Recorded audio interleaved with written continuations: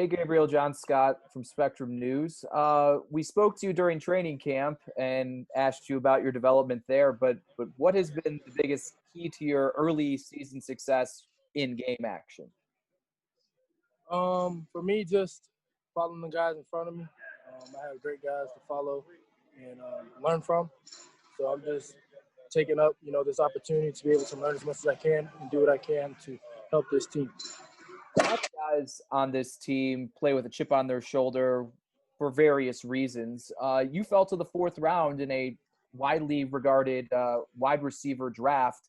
Is that a chip on your shoulder trying to outplay where you were selected? Yeah, I feel like being in the position I am, that everybody's in, being in the NFL, I feel like, for us, everybody feels like they're the number one guy coming into this, and they are confident in themselves and the work that they put in, just like, everybody else in the league. So for me, it's just being able to take advantage of my opportunity here, and I'm happy to be here. Everything, happened so great for me. I feel is that, and, just attacking every single day. Appreciate it. Thanks.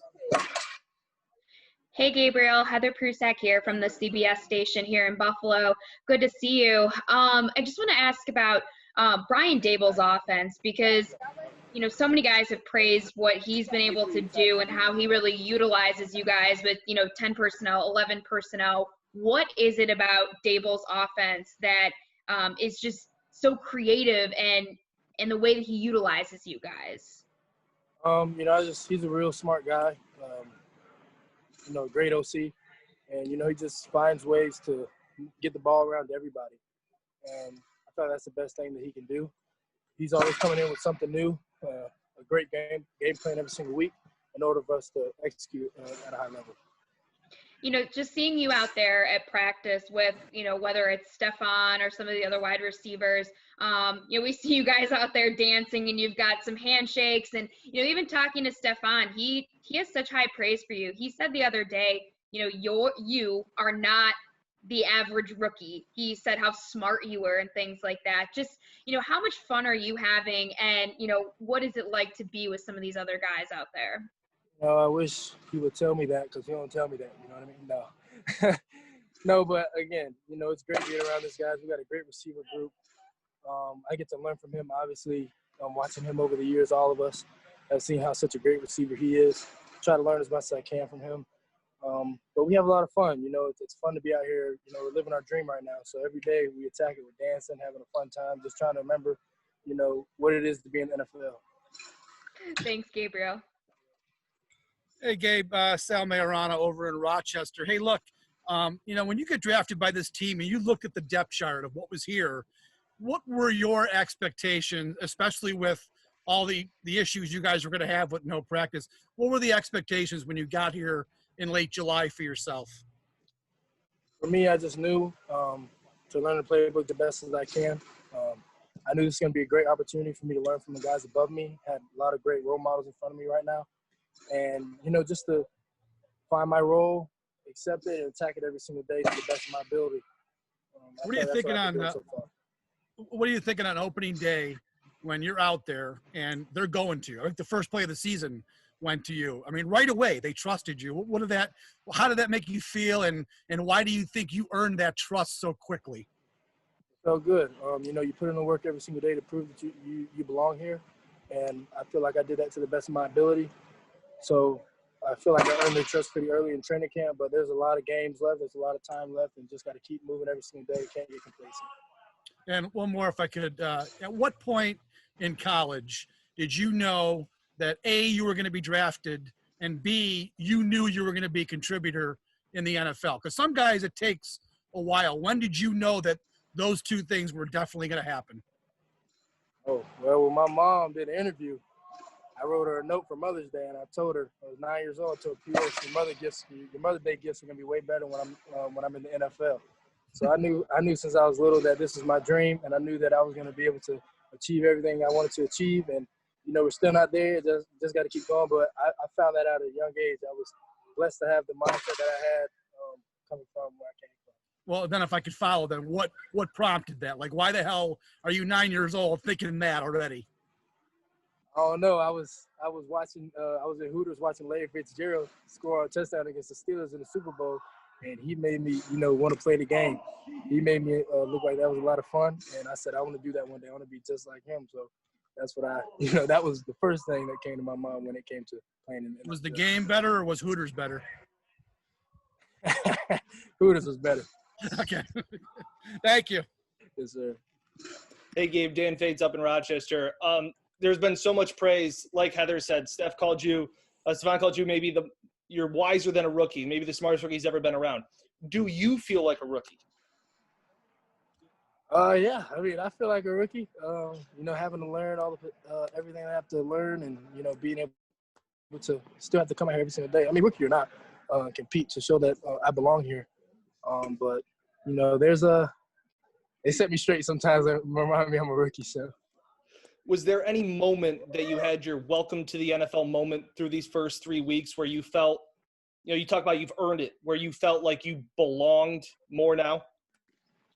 I just feel like when it came to welcome to the NFL, just learning the playbook,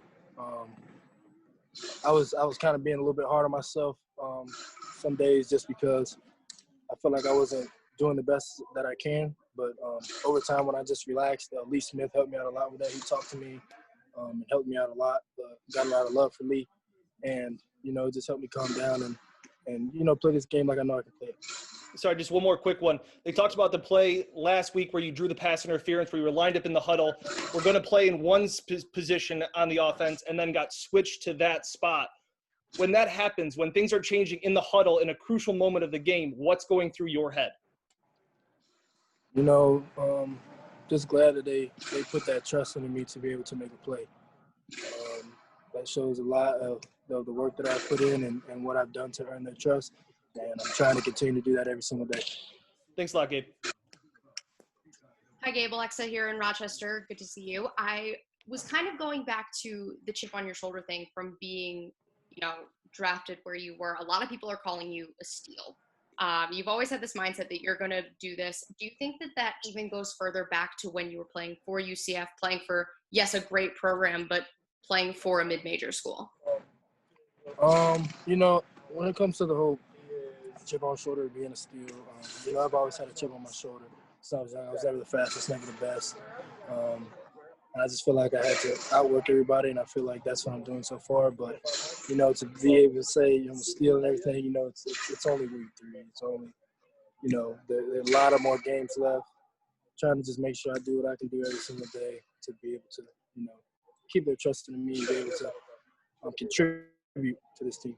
And one more. So you talk about, being able to contribute and getting that in and doing what you can do. Do you think that all of that is helped by the fact that you guys did have that offseason workout in Florida where you could kind of establish that connection with Josh and the other offensive rookies? Oh, yeah, of course. I feel like it helped me a lot because it helped me get on the field with the guys I'm going to be playing with, running through things we're going to be doing in the season, and just getting comfortable with every timing and all sorts of things, getting our relationship better. That helped a lot.